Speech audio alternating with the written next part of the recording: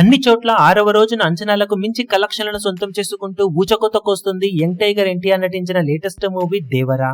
తెలుగు రాష్ట్రాల్లో cinema morning matinee షోలకు almost ఎస్టర్డేతో పోల్చుకుంటే double growth ను చూపించగా, ఈవినింగ్ అండ్ నైట్ షోలకు కొన్ని చోట్ల వర్షాలు, బతుకమ్మ పండుగ స్టార్ట్ అవ్వడం లాంటివి కొంచెం ఇంపాక్ట్ ను చూపించాయి. అయినా కానీ అన్నిటిని తట్టుకొని సినిమా ఎక్స్ట్రాడినరీ కలెక్షన్లను ఈ రోజు పోస్ట్ చేయడం ఖాయంగా కనిపిస్తూ ఉంది. మొత్తం మీద చూసుకుంటే సినిమాకు వీకెండ్ రేంజ్ ఆక్యుపెన్సీ ఈ రోజు అన్ని చోట్ల రిపోర్ట్ అయింది.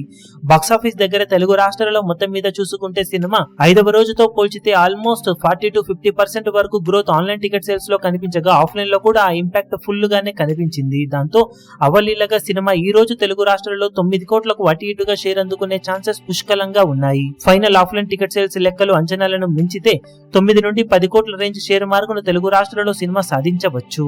అది పూర్తిగా ఆఫ్లైన్ టికెట్ సేల్స్ పై డిపెండ్ అయి ఉంటుంది.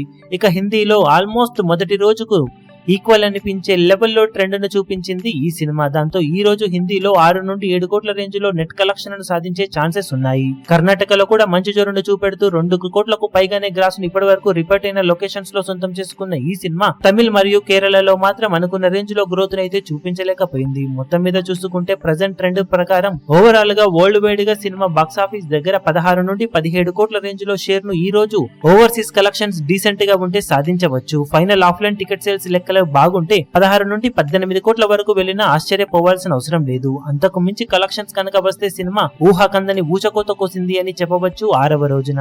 ఇక టోటల్ గా 6 రోజులకు గాను సినిమా సాధించే ఏరియాల వారి కలెక్షన్ల వివరాలు ఏ విధంగా ఉంటాయో చూడాలి.